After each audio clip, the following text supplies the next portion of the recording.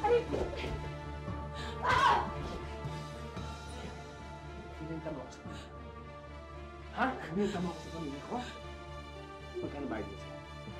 Magkano bayad nila sa'yo? Wala! Aray ko! Sino ang may pakalanan mo? Sino sa mga... Hindi ko alam. Ha? Sino si Amanda? Wala! Amanda? Si Ernestina, ha? Si Ernestina, ha? Siguro, no? No! No!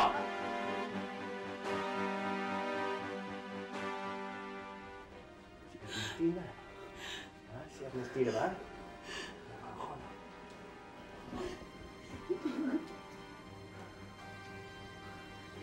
Tumahimik ka dyan. Tumahimik ka.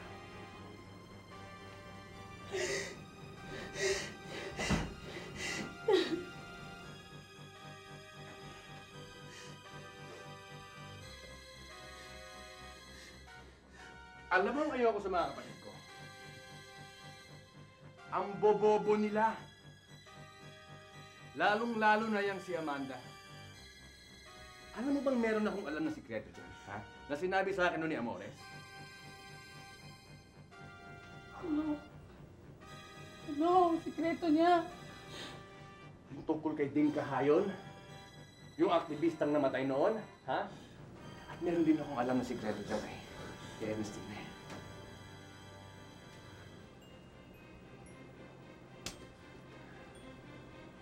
Meron din akong alam na sikreto dyan kay Ernestina.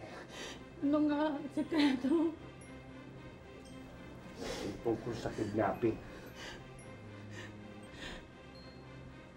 Kutob ko, alam mo, baka napag-alaman na ni Alberto na meron tayong bugging device dun sa kwarto ni Clarissa eh. Kasi alam mo dun sa tape conversations, parang iba na yung tono ng boses nila at iba yung pinag-uusapan na nila ngayon. Kaya nga, Amanda, talagang dapat makontak natin si Clarissa. Yun nga, panay ang tawag ko pero wala naman sumasagot. Teka, bakit mo binag ang kondo ni Alberto? Amanda, you very well know that no matter what evidence you gather from those tapes, hindi tatanggapin ng korte yan. It wasn't for Daddy's case. Gaya ng sinabi ko, madaming tinatagong kasalanan si Alberto. Alam mo, Amanda, kung di natin makontak si Clarissa, sinubukan na ba natin tawagan ang kanyang business manager? Oo, nakausap ko na yung manager niya. Ang sabi nga, imposible naman na magtago lang si Clarissa dun sa kondo ni Alberto the whole day. Ano ang bigla nagpabago ng isip mo? Alam mo, pwedeng ako ang tao ng oposisyon sa loob ng kampo ng daddy mo. Espiya. Ganun na nga. Amante, baka naman bigla ka namang maging lagaring hapon. Double agent. Chuchu namin. Chuchuin ng daddy. Bilang acting governor, ako ngayon nagpapatakbo ng San Dionisio. Kaya kung tutusin, hindi ko na kailangan itong pag-uusap na ito eh. Ba't nandito ka ngayon? Anong ginagawa mo sa Maynila kung gano'n? Gusto ko kasi na bukas ang pinto ng oposisyon sa akin sa darating na eleksyon. Amante, ba't hindi mo nalang aminin na talagang mahina ka? Na hindi ka mananalo kahit bilang isang barangay chairman kung wala mga susuporta sa yung taong katulad ko. After the assassination kay Governor at doon sa kidnapping kay Rosa Camila at kay Ernestina, gumawa kami ng periodic surveillance doon sa mga suspect sa assassination attempt.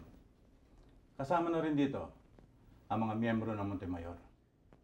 Pati ako, Yabes? Sad to say, yes.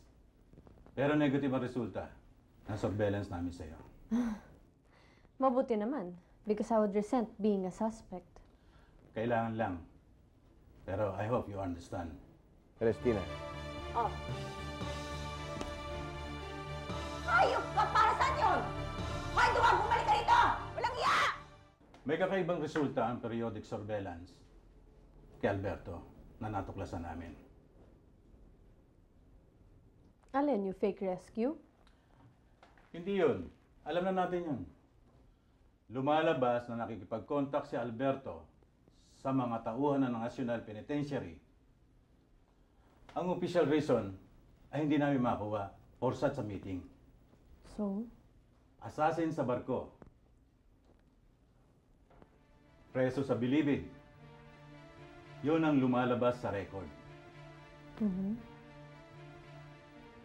At 3 days bago nangyari ang assassination, naglabas ng 20 million pesos si Alberto sa sarili niyang account. ibig mo sabihin, may kinalaman si Alberto sa attempted assassination kay Daddy? Hindi ko pa masasabi yan, pero nagkakatugma-tugma na. At ito pa, ilang araw bago nangyari ang pagbaril sa mag-asawang Valiente, nakipagkita si Alberto sa isang drug lord na si Bobong. Malayo ata ang connection. May blue paint tape sa kotse na nakuha doon sa crime scene kung saan binaril ang mag-asawa na na-trace doon sa kotseng ginagamit ang tauhan ni Bobong. But don't you think that's purely coincidental? Eh kung ganyan lang yung hawak natin na walang solid evidence, baka itapan lang yan ng piskal. Sinasabi ko lang sa iyo ito, naghahanap pa kami ng sapat na ebidensya. Alam ko na unti-unting lilinaw ang teoryang ito na si Alberto ang may kinalaman sa gulong ito. Huwag na muna natin sabihin kay Governor to. Mawawala ka, di na iibig pa. Sana mawawala ka, di na iibig pa. Mami, walang kaabog-abog. Lumapit ba naman sa akin at sinampal ako? Eh, bakit naman gagawin ni Alberto yon? Eh, hinahamon ho siguro ako. Aba, hindi porke kapatid ko siya, eh magdadalawang isip ako na ipatira siya. Huwag kang magsasalita ng ganyan. Mami, hindi pwedeng aanghel-anghel kay Alberto. Pag nagkausap kayo, sabihin niyo sa kanya, mas mahaba ang sungay ko sa kanya. Kaya hindi ako magdadalawang isip din na gantihan siya. Ano ka ba, Ernestina? Nakakulong na ang daddy mo. Lumaya si Paloma. Tapos ganyan pa kayo ni Alberto. Diyos ko, ano na ba nangyayari sa pamilya natin? Huwag siyang magkakamaling pakita sa arraignment ni Daddy. Arraign the accused now.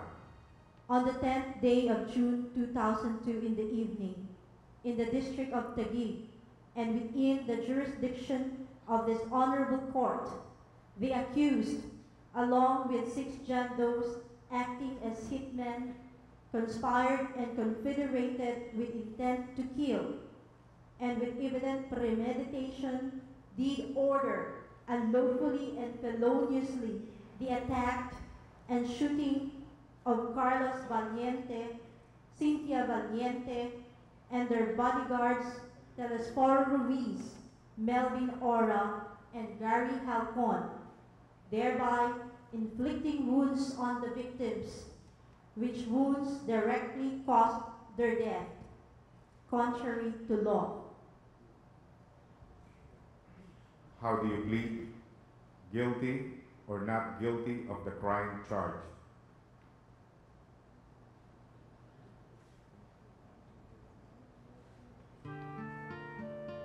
Governor, do you wish this translated to a language or dialect of your choice?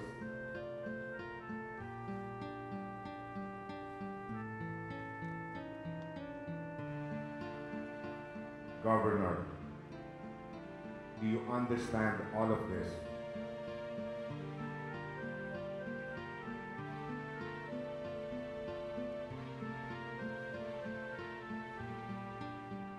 Be it of record, the accused refused to enter his plea. The court hereby enters the plea of not guilty for the accused.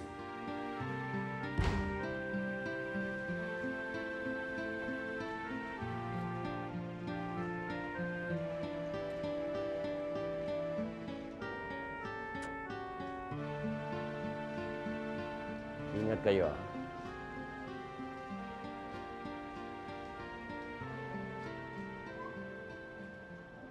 Justice Salgado, siguro masaya na kayo ngayon. Hindi pa. Malayo pang araw ng sentensya. Talagang hindi mo ako mapapatawad sa nangyari sa atin nung binata pa ako. Huwag kang hibang, Leandro. Matagal na yon. Ang hindi ko mapapatawad sa'yo ay ang ginawa mo kina Cynthia at Carlos. At ang pagpapahirap mo at pang-aapi sa lahat ng tao. Akin ang huling halakhak, Lumina. Sira ulo ka, huwag mo nang uulitin yan, ha?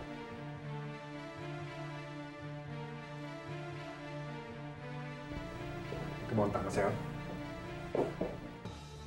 Hindi ko naman sinasagot yung phone eh, tsaka kinuha mo yung cellphone ko, di ba? Dapat lang. Nahanap na siguro ako ng mga fans. Wala na? Hinahanap ka na? Nahanap ako ng mga fans tsaka ng producers ko. Wala akong pakialam sa producer mo. Sabihin mo sa kanila mag-quit ka na sa showbiz, naiintindihan mo ako? Huwag kang mag-aarte ng ganyan, tumigil ka na nga dyan, ha? Huwag mo nga akong dadaanin sa ganyan. Pasalamat ka, bugbog lang inabot mo sa akin. The accused is powerful with a wide network of contacts and is widely feared in his province. To grant him bail is to allow him free movement to scare and threaten witnesses, many of whom come from his province. Purely speculative, Your Honor. We are now ready to present our evidence, Your Honor. Call your witness now. We would like to call our witness, Mr. Alberto Montemayor.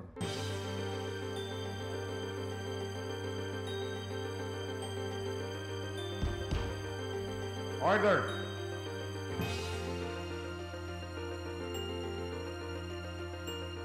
Your Honor, this man is not to be trusted! Sinungaling po yan! Order! Order! Puro kasinungalingan! This court will not tolerate acts that will disrupt the proceedings! Counsel, escort her out of this courtroom!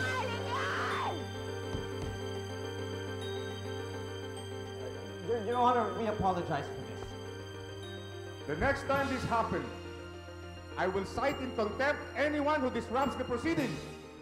Mawawala ka, di na iibig pa. Kung mawawala ka, di na iibig pa. Hoy, tigilan mo na nga yung pag-arte mo. Sinungaling ka talaga. Tama na yan. Tama na yan. Mami, pagsabihan mo nga to. Kung wala kami sa harap ng judge kanina, tinamaan na sa akin to. Hindi mo kaya, duwag ka. Ano yan? Ano ba? Ako rin hindi na rin kita maintindihan, Alberto eh. Kami ba lahat papapatay mo doon sa bombang linagay niya sa restaurant, ha? Wala akong kinalaman doon, Mami. Mamatay na may kinalaman doon. Hoy, kilala kita. Ikaw ba? Kilala ka ni Daddy? Tama na! Ito ba? Ernestina, may mga press na naghihintay sa baba. Tumitililing pa ang tenga kung sampal mo sa akin. Isa pa. Isa pa at hindi lang tenga mo ang titililing sa'yo. Kapag binugdad ko na ikaw, may pakana doon sa kidnapping kay Rosa. May maniniwala sa'yo? Eto, isa pang pisto. Eto, pisto ko. Sige, isa pa. Buka mo. Hanapin ko si Lucinda. May nakapagsabi kasi sa akin, ha? Pwede naman kayo lumagi rito hanggang gusto nyo. Maraming salamat, pare, pero pag-usapan na namin mabuti ito niya yung Paloma. Paghahanapin naman kasi kayo, ito lang ang huli nila pupuntahan. Buwang kala nila nasa Dionisio kayo. Maraming salamat Kuya Nestor. Ayaw kasi namin maging perwisyo eh. Meron lang sana akong gusto itanong. Ano ba ang penalty para sa serious physical injury? Bakit gusto mo malaman? Gusto kong ihabla si Alberto sa kanyang pananampal sa akin. Well, di ka naman na ospital o nagkaroon ng severe injury. Makakasira sa kinabukasan mo or anything like that. I mean, siguro naman minor physical injury lang yun, di ba? Eh, sa kidnapping. Meron naman bang kinidnap, Ernestina? Basta, meron akong gustong ihabla. Alam mo, kung kamag-anak yan o kapamilya, wag na. Makakagulo lang yan kay Daddy. Pabugbog mo na lang yan. Hindi ka mag-anak. Well, if the parent kidnapped the child, then mababa lang ang parusa doon. Hindi rin magulang. Ernestina, kidnapping is a heinous crime. Death penalty ang hatong dyan.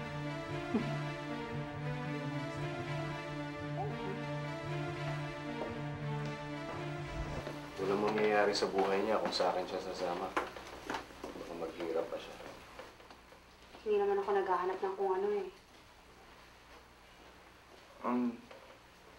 Pwedeng magpakasal na tayo. Ang pangat naman nun, mamaya isipin nila ginagawa ko yung dahil lumatagya. Oo nga naman. Tamang panahon naman para magpakasal. Denied ang plea natin for bail. Denied din ang motion natin to give you a private detention cell. But we will give you another checkup with another doctor. Magpa-file tayo ng motion for reconsideration. Kailan ma-actionan ito? Every Friday ang hearing for motions, Dad. Just a bit of reminder, Governor. Huwag niyo na babanggitin ang mga merits ng kaso tuwing may interview kayo. Baka masubjudice tayo eh. Dad, speaking of interviews, isasama ko si Justin dito with her crew as soon as ma-approve ng network yung interview. I'm sure hindi naman sila makakatanggi kasi exclusive naman to. At saka may permission na rin tayo sa jail warden. Amanda, bakit hindi man lang ako dinadalaw ni Alicia? Pinagbawal mo ni Iluminada at baka daw makasira sa image. Kung gano'n mag-ama kayo, at si Ernestina ang nanay mo. Napakahusay talagang umarte ni Ernestina. Hindi kung ganun pala, lumalabas na hindi tayo half-sister. Pamangkin pa kita.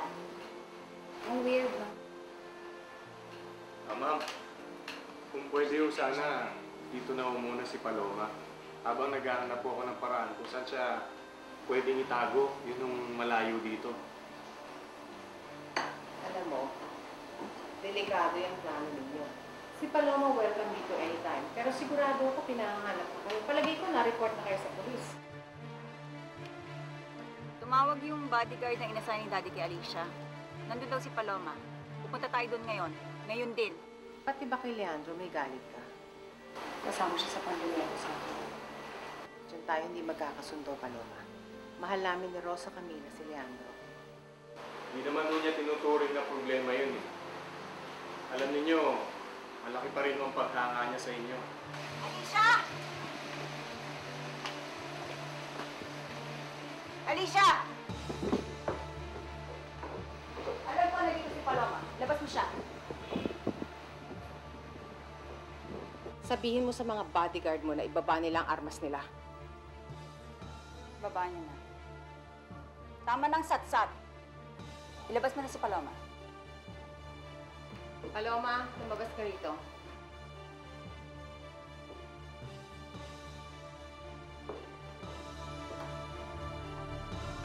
Walang hiya ka.